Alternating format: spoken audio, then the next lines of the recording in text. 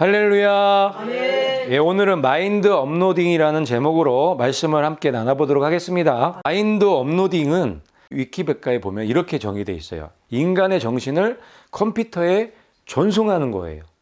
그 기술이 마인드 업로딩이에요. 그거를 하려고 하는 거예요. 왜냐하면 인간의 정신을 컴퓨터로 옮길 수 있으면 영생을 할 수 있기 때문에 그래요.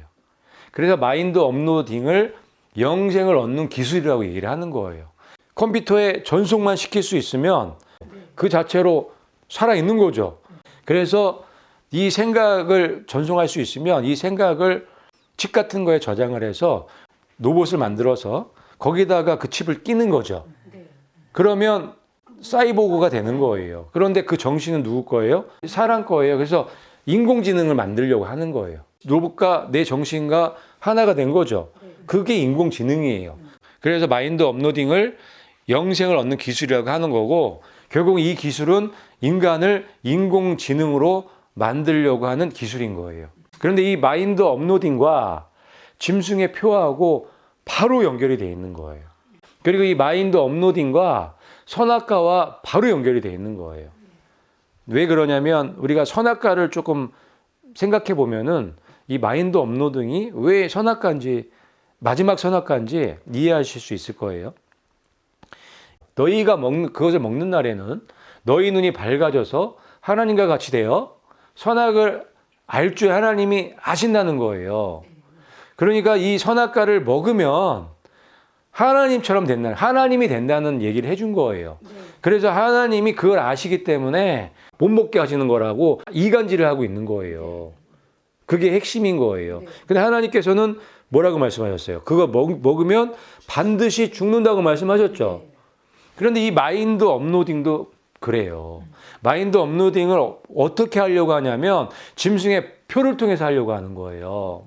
짐승의 표를 심게 되면 그 칩을 통해서 컴퓨터에 우리의 정보를 전송하려고 하는 거예요. 그 기술이 마인드 업로딩이고, 결국은 사탄 마귀가 우리 영혼을 탈탈 털어가려고 하는 거예요. 사단은 도둑놈이죠. 우리 거를 도둑질하고 우리를 죽이고 파괴시키려고 온 놈이에요. 우리 영혼을 탈탈 털어가려고 하는 게 목적이에요. 그걸 어떻게 하려고 하냐? 짐승의 표를 통해서 하려고 하는 거예요. 인간은 몰라도 사탄은 알고 있기 때문에 이거를 시도하고 있는 거예요. 이 방법을. 그래서 지금 인간들을 통해서 이 마인드 업로딩, 이 기술을 개발하게 만드는 거예요. 그러니까 결국은 짐승의 표를 통해서 그걸 할 거예요. 그래서 짐승의 표와 이 마인드 업로딩은 밀접한 연관이 있는 거고, 선악과도 밀접한 연관이 있는 거예요. 6,000년 전에 이 선악과 사건과 지금 짐승의 표, 이 마인드 업로딩하는 이 사건이 밀접하게 연결이 돼 있어요. 아주 닮아 있단 말이에요. 이 선악과를 먹으면 너가 하나님처럼 돼. 그렇기 때문에 너는 먹을 수밖에 없을 거야. 이렇게 미혹을 하는 거예요. 그런데 지금은 어떻게 미혹을 하냐면 이 마인드 업로딩이라는 기술이 있는데 이 기술만 가지면 너가 영생을 할 수 있어. 이렇게 미혹을 하는 거예요. 사탄의 미혹이 거기에 있는 거예요. 근데 그게 가능해질까요? 사탄은 선악과를 먹으면 하나님이 된다고 미혹했지만 하나님이 됐나요? 아니요. 그 반대죠. 하나님 말씀대로 반드시 죽을 수밖에 없는 존재가 돼버린 거예요. 이와 같이 이 마지막 때에 이 짐승의 표, 마인드 업로딩이 선악과 역할을 하는 거예요. 하나님께서 짐승의 표를 받으면 어떻게 된다고 그랬어요? 짐승의 표를 받으면 진노의 포도주를 마신다고 하셨어요. 밤낮 쉼을 얻지 못한다고 말씀하셨단 말이에요. 그래서 이 마인드 업로딩, 짐승의 표가 마지막 선악과라고 말씀드리는 거예요. 이 6,000년 전에 저 뱀이 미혹한 것 같이 지금도 똑같이 그렇게 짐승의 표를 통해서, 마인드 업로딩을 통해서, 컴퓨터, 인공지능을 통해서 우리를 미혹하고 있다는 것들을 여러분들 깨달으셔야 돼요. 여자가 그 나무를 본즉 먹음직도 하고 보암직도 하고 지혜롭게 할 만큼 탐스럽기도 한 나무라고 그렇게 생각이 든 거예요. 그전에는 그냥 하나님이 당연히 먹지 말라 그랬으니까 그렇게 신경 안 썼을 거예요. 관심도 별로 없었을 거예요. 그런데 사단의 말, 뱀의 말을 듣고 나서 그 선악과를 봤더니 먹음직한 거예요. 보암직한 거예요. 지혜롭게 할 만큼 탐스럽게 생긴 열매가 돼버린 거예요. 그 얘기를 듣는 순간. 유혹이죠. 미혹된 거예요. 지금도 똑같아요. 우리가 이 짐승의 표, 마인드 업로딩, 인공지능 이거에 대해서 관심도 없어요. 그런데 이 미혹을 듣기 시작하면 이게 가능할 수도 있겠네? 그러면 영생할 수도 있겠네로까지 가는 거예요. 그러면 탁 미혹이 되는 거죠. 그 다음에 행동으로 옮기죠. 짐승의 표를 받게 되는 거예요. 그 과정을 똑같이 사용하고 있는 거예요. 여기서 이 먹음직도 하고 보암직도 하고 이게 굉장히 중요하죠. 우리의 욕구, 우리 본능적인 욕구를 건드리는 거예요. 우리는 죽음 앞에 굉장히 두려워하며 살아가는 존재들이죠. 그런 사람들에게 영생할 수 있다는 굉장히 놀라운 걸 던져줬을 때 사람들이 흔들리죠. 미혹될 수밖에 없는 거예요. 그래서 이 미혹의 소리를 듣고 먹는 거예요. 씹는 거란 말이에요. 그렇게 돼서 영원히 밤낮 쉴 수 없는 그런 존재가 되는 거예요. 진내의 포도주를 마시게 되는 거예요. 그게 사탄의 노림수인 거예요. 이해 가시죠? 우리가 선악과만 잘 이해해도 이 마지막 때에 이 짐승의 표가 무엇이고 왜 사탄이 그렇게 하려고 하는지 그 이유를 알기 때문에 미혹되지 않을 수 있는 거예요. 할머니가 실수를 하셔서 온 인류가 이렇게 고통 가운데 살고 있는데 이 원리, 이 영적인 원리만 알면 두 번 다시는 속지 않겠죠. 그런 교훈을 여기에서 주시는 거예요. 그래서 마지막 때 성도들에게 이 짐승의 표를 받지 않게 해주시기 위해서 이렇게 설정을 해 놓으신 거예요. 그래서 6,000년 전에 그 선악과 사건이 마지막 끝에 또 있는 거예요. 이렇게 한번 미혹이 되잖아요. 미혹이 되면 자기만 먹으면 상관이 없는데 물귀신 작전을 쓰죠. 이 하와 할머니가 이게 따먹고 어떻게 했어요? 바로 남편한테 주죠. 아담은 얼떨결에 먹죠. 이렇게 되는 거예요. 지금 상황이 똑같아요. 앞으로 상황은 더 심하게 그런 일들이 일어날 거란 말이에요. 그런데 여기에서 우리에게 주는 교훈은 절대로 아담이 돼서는 안 된다는 말씀이에요. 하하가 주더라도 먹지 말라는 거예요. 정신 차리라는 거예요. 그 어떤 누가 미혹을 하고 먹으라고 해도 먹으면 안 되는 거예요. 사탄이 직접 와서 먹으라고 하지 않는단 말이에요. 내가 제일 사랑하는 나와 가장 가까이 있는 사람을 통해서 나를 먹게 한단 말이에요. 똑같죠. 6,000년 전이나 지금이나 똑같단 말이에요. 그럼 어떻게 해야 돼요? 이럴 때 여러분들이 결단을 하셔야 되는 거예요. 그래서 예수님이 이런 말씀하셨어요. 나보다 남편이나 자녀를 더 사랑하면 안 된다는 말씀을 하신 거예요. 그게 여기에 적용되는 거예요. 이 마지막 때에. 이 경우에 적용되는 거예요. 여기에 적용을 하면 왜 예수님이 그런 말씀을 하셨는지 이해를 할 수가 있는 거예요. 그거 받는 순간 끝이에요. 그 존재 자체가 바뀌기 때문에 끝나는 거예요. 아무리 어떤 일이 있어도 그 누가 뭐라 해도 그거는 먹어서는 안 되고 그걸 받아서는 안 된다는 말씀을 하시는 거예요. 너무너무 중요한 거기 때문에 여러분들도 명심하시고 마음이 아프죠. 힘들죠. 하지만 우리는 그때 예수님을 선택하셔야 되는 거예요. 말씀을 선택하고 하나님을 선택하셔야 되는 거예요. 여기 쫓겨나는 그림 있잖아요. 그래서 아담과 하와가 쫓겨나잖아요. 쫓겨나는 순간부터 뭐예요? 고통이에요. 밤낮 고통이에요. 죄와 함께 사는 이 삶은 고통의 연속이에요. 쉼이 있나요? 안식이 없어요. 만약에 우리한테 안식이 있다면 예수님이 필요 없겠죠. 없기 때문에 예수님을 찾는 거고 예수님의 보혈이 필요한 거고 예수님의 십자가가 필요한 거예요. 우리에게 안식이 없기 때문에. 저걸 먹음으로 인해서 그렇게 만들어 놔버렸잖아요. 세상을. 우리 인류를. 응? 그런데 그런 일이 똑같이 또 일어날 거라고요. 그래서 계시록은요.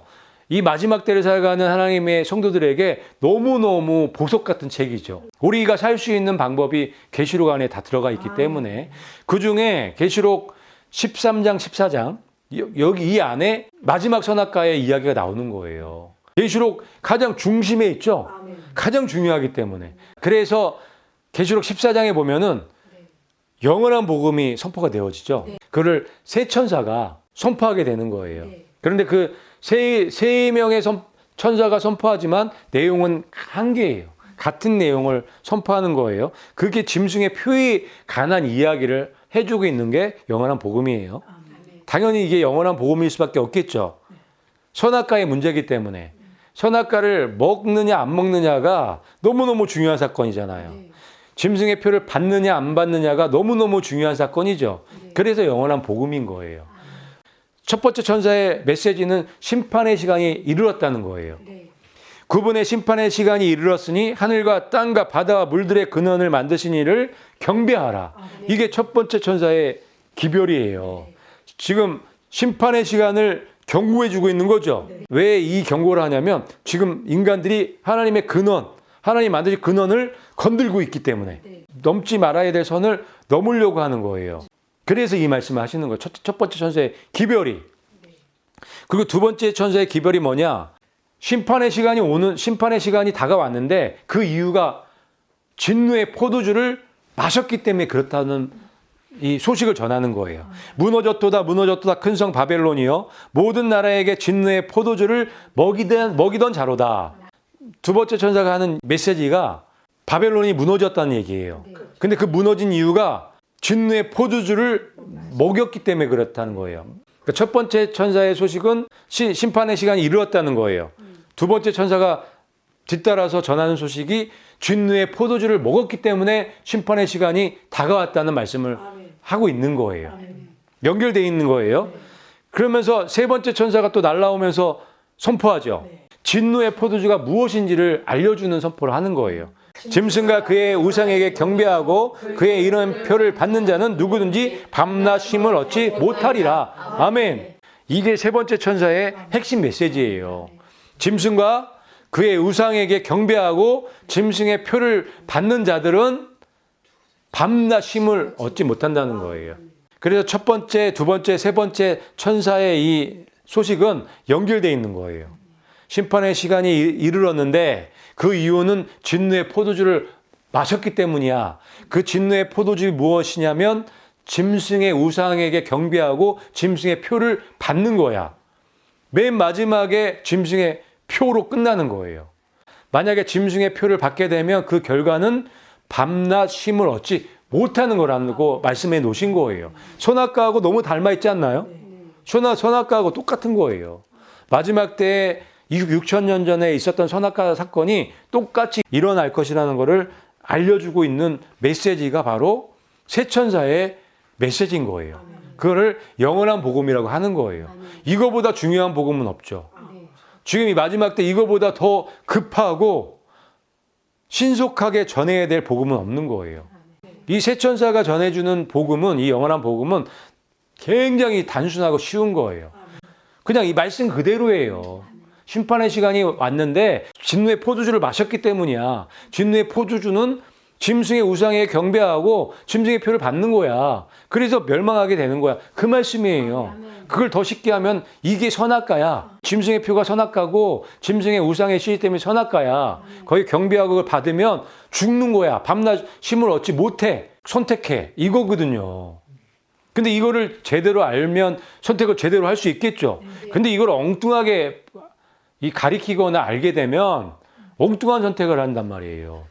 그죠? 이상한 선택을 할 수밖에 없는 거예요. 그래서 우리가 이 영원한 복음, 세 천사의 이 메시지를 우리가 바로 알고 바로 전해주는 그런 사람들이 돼야 되겠습니다. 여기 이제 계시록 14장에 이 노른자처럼 여기 집어넣으셨고, 또 한 가지는 짐승의 표를 알 수 있는 결정적인 단서를 요한계시록 13장에 넣어놓으셨어요. 그게 바로 666이에요. 666. 이 숫자를 주심으로 인해서 이 짐승의 표, 마지막 때의 선악과가 무엇인지를 확실히 알게 설정을 해 놓으신 거예요. 666이라는 숫자가 있기 때문에 이 마지막 때의 선악과가 무엇인지, 마지막 때의 짐승의 표가 무엇이고, 짐승의 우상이 무엇이고, 짐승이 누구인지를 정확하게 알 수 있게 되는 거예요. 그래서 첫 번째 짐승의 숫자를 우리가 세어봤죠. 비카리오스 필라데이, 하나님 아들의 대리자, 적그리스도죠. 그 숫자가 저 알파벳으로 다 계산해 봤더니 666이 나오는 거예요. 그래서 우리가 짐승이 누구인지 알게 되는 거예요. 교황권은 짐승일 수밖에 없어요. 교황권이 옛날에 신성 로마 제국 때부터 이 역할, 짐승의 역할을 했던 거예요. 그때 죽었었죠. 근데 다시 부활했잖아요. 부활해서 다시 한다는 거예요. 다시 그 짐승의 역할을 하겠다는 거예요. 그래서 그들의 그 공식 이름이 666이죠. 그래서 짐승의 이름은 666이라고 우리가 정확하게 알 수 있는 거예요. 그리고 또 한 가지 짐승의 우상이죠. 컴퓨터가 짐승의 우상일 수밖에 없어요. 지금 이 세상을 하나로 만들어 놓고 모든 사람들을 움직일 수 있는 그 능력을 갖고 있는 것은 컴퓨터뿐이 없어요. 그래서 컴퓨터가 짐승의 우상인데, 그런데 놀랍게 컴퓨터의 알파벳 숫자를 합해 봤더니 그 숫자도 666이 나오죠. 이 비카리우스 필리데이나 저 컴퓨터에서 666이 나오는 건 누군가 의도적으로 만들지 않으면 불가능한 거예요. 저건 의도적으로 만든 거예요. 그런데 우리가 알고 있는 이 컴퓨터는 너무너무 발전을 했죠. 지금은 우리가 상상하는 그 이상으로 강력해졌고, 그 앞으로 또 개발될 컴퓨터들은 상상 초월이죠. 그래서 짐승의 우상은 컴퓨터일 수밖에 없고, 그 컴퓨터의 이름이 666이라는 걸 우리가 또 알게 된 거예요. 요 짐승의 표도 숫자를 세어봤죠. 세어봤더니 짐승의 표에도 666이 있죠. 저 바코드, QR코드, 이 안에 666이 들어가 있잖아요. 앞으로 사람들을 관리할 때 이름을 안 부르고 다 숫자로 부를 거예요. 몇 번, 몇 번. 저 QR코드에는 666이 찍혀 있고 고유 번호가 있어요. 자기 숫자가 있단 말이에요. 그런데 그 칩을 심을 때 고유 번호들을 다 줄 거란 말이에요. 그게 자기 이름이 될 거예요. 컴퓨터가 여러분들을 부르는 이름이 될 거란 말이에요. 그래서 여기 짐승의 숫자도 666, 6이죠. 짐승의 우상의 숫자도 6. 짐승의 표의 숫자도 6. 그래서 666인 거예요. 이 짐승과 짐승의 우상과 짐승의 표는 삼위일체죠. 세 개가 항상 같이 일하는 거예요. 거기에 제일 이거를 진두지휘하는 애는 짐승이죠. 교환권이죠. 교환권은 죄수를 통해서, 죄수잇은 일루미나티와 프리메이슨을 통해서, 일루미나티는 로스차일드, 자칭 유대인들을 통해서 이 세상을 지배하고 있는 거예요. 땅에 거하는 자들을 미혹하여 땅에 거하는 자들에게 짐승을 위하여 우상을 만들라 하더라. 아멘. 그래서 이 말씀이 있는 거예요. 땅에 거하는 자들을 미혹하는 거죠. 그 중에 아주 뛰어난 상인들, 지금을 따지면 기업가들, 천지 기업가들이에요. 아주 똑똑한 그 기업가들을 미혹시켜서 짐승의 우상을 만들게 하는 거잖아요.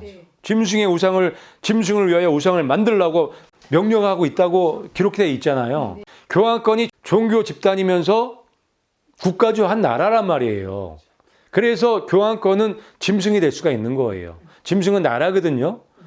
성경에서 말씀하는 짐승은 나라인데, 교환권이 나라가 아니라면 짐승이 될 수가 없어요. 하지만 교환권은 종교 집단이면서 나라란 말이에요. 하나의 국가란 말이에요. 그래서 음료라고 하는 거예요. 그래서 이 음료가 종교 통합의 일도 하는 거고, 정치적인 이쪽도 일도 하는 거예요. 그래서 땅에 거하는 자들을 미혹시켜서 짐승의 우상을 만들게 하는 일도 하는 거예요. 그래서 이 말씀이 이해가 확 되죠. 땅에 거하는 자들을 미혹시켜서 짐승의 우상을 만드는 일을 지금 하고 있는데, 그 짐승의 우상, 마지막 때의 짐승의 우상은 컴퓨터일 수밖에 없는 거예요.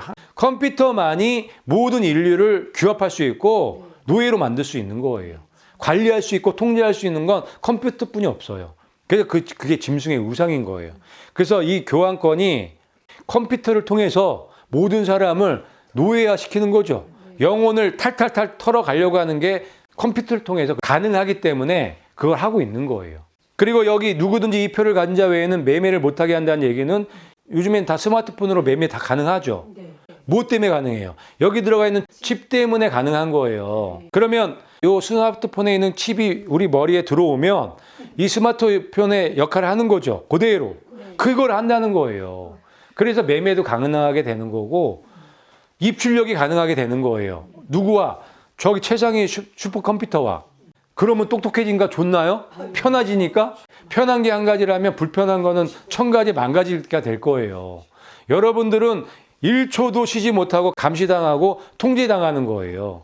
그리고 그 최상의 컴퓨터의 명령에 복종할 수밖에 없는 그런 관계가 되는 거예요.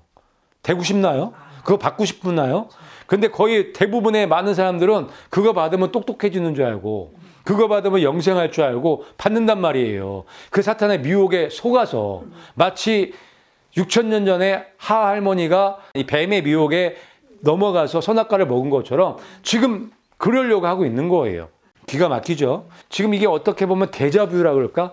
6,000년 전에 있었던 일이 또 다시 한번 일어나고 있다고 생각하시면 돼요. 그렇게 생각하시면 우리가 무엇을 어떻게 판단해야 될지 답이 그냥 나오잖아요. 그걸 알려주시기 위해서 요한계시록을 기록하신 거고 그중에 13장, 14장에 아주 핵심적인 곳에 노린다처럼 이 말씀들을 기록해 놓으신 거예요. 너무 감사하죠. 그래서 이 표는 그 이름의 수라고 말씀해 놓으셨죠. 그러니까 그 짐승의 표에도 666이 들어가야 되는 거예요. 그 컴퓨터 칩에 QR코드가 다 들어가 있잖아요.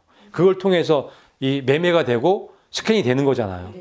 그래서 이게 다 연결되어 있다는 거 우리가 알 수가 있는 거예요. 그래서 지금 땅에 거하는 자들이 미혹되어서 이 짐승의 우상을 열심히 만들고 있죠. 내놓으라는 기업들에서. 그리고 똑똑하다고 하는 사람들이 그 일을 하고 있는 거예요. 그래서 만들어낸 게 컴퓨터죠. 개인용 PC. 그 다음에 만들어낸 게 스마트폰이죠.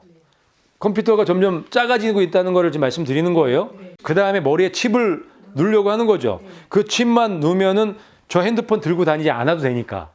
점점 작아지고 있는 거예요. 짐승의 우상을 만들고 짐승의 우상을 더 강력한 애로 지금 만들고 있잖아요. 그런데 그거의 최종 목표는 짐승의 표예요. 짐승의 표를 심어서 세상이 이 컴퓨터의 숙주가 되게 만들면 끝나는 거거든요. 지금 그거를 지금 해가고 있는 거예요. 그런데 그 컴퓨터 역사를 보면은 컴퓨터가 점점 작아지고 있잖아요. 그래서 결국 지금 어디로 들어오려고 해요? 머리로 들어오려고 하고 있잖아요. 하나의 말씀하고 이렇게 일치될 수가 없는 거예요. 그 여기서 참 또 재밌는 게 최종적으로 칩을 만들려고 하는 사람은 일론 머스크죠. 그런데 요 PC가 있게끔 했던 결정적인 역할을 했던 사람은 누굴까요? 이 개인용 PC를 쓸 수 있게끔 그걸 개발한 그 시대의 영웅 같은 사람이 바로 빌 게이츠예요. 빌 게이츠. 빌 게이츠가 이 윈도우라는 걸 프로그램이죠. 운영체제. 저걸 만들어서 저걸 누구나 쓸 수 있게끔 만든 거예요. 저 때는 빌 게이츠가 영웅이었어요. 대단한 일을 했다고 뭐 박수를 치고 환호했죠. 그래 아직까지도 그래서 빌 게이츠가 영웅 대접받는 이유가 그래서 그래요. 근데 알고 보니까 아니죠. 아주 나쁜 짓을 해놓은 거죠. 그런데 놀랍게 지금 일론 머스크가 또 그래요. 지금 일론 머스크가 완전 영웅이에요. 다른 사람들이 하지 않는 일을 하기 때문에. 그런데 일론 머스크가 지금 진짜 나쁜 짓 하려고 하는 거죠. 머리에 칩을 심으려고 하는 거예요. 머리에 스마트폰을 집어넣으려고 하는 거예요. 그래서 영웅 대접 받는 거예요. 우리도 몰랐다면 일론 머스크를 굉장히 대단한 사람이라고 그렇게 칭송했을 거예요. 경배했을 거란 말이에요. 그런데 알기 때문에 그럴 수 없죠. 아주 사탄의 앞잡이죠. 이 교환권의 앞잡이란 말이에요. 짐승이 땅에 거하는 자들을 미혹해서 우상의 짐승을 만들고 짐승의 표를 만들게 하잖아요. 그런데 거기에 가장 앞에 있는 사람들이 이 사람들이란 말이에요. 빌 게이츠 지금 어떤가요? 영웅 중에 영웅이었잖아요. 지금 하는 행태는 어떤가요? 아주 말도 못하잖아요. 그게 본색을 드러내는 거예요. 근데 여기 중간에 스마트폰이 있잖아요. 이 스마트폰을 나올 수 있게끔 한 결정적인 사람이 있어요. 그 사람이 스티븐 잡스예요. 스티브 잡스. 이 사람이 이 스마트폰을 나오게 하는 결정적인 역할을 했죠. 이 사람은 영웅인가요? 아닌가요? 그 시대의 영웅이었죠. 세상은 이 세 사람들에게 집중하고 이 세 사람들을 찬양하고 이 세 사람들을 영웅화시키는 거예요. 그런데 놀랍게 교회 다니는 사람, 예수님을 믿는 사람들도 똑같단 말이에요. 왜? 진리를 모르니까. 이 컴퓨터가 무엇인지 모르니까 이 컴퓨터를 다 우상화하고 지금 우상화하고 있죠, 뭐 이미. 그래서 지금 이 머릿속에 심게 하려고 하는 거잖아요. 그게 바로 마인드 업로딩이라고 하는 거예요. 저 칩을 통해서 우리의 영혼을 탈탈 털어가려고 하는 게 바로 짐승의 표 사업인 거예요.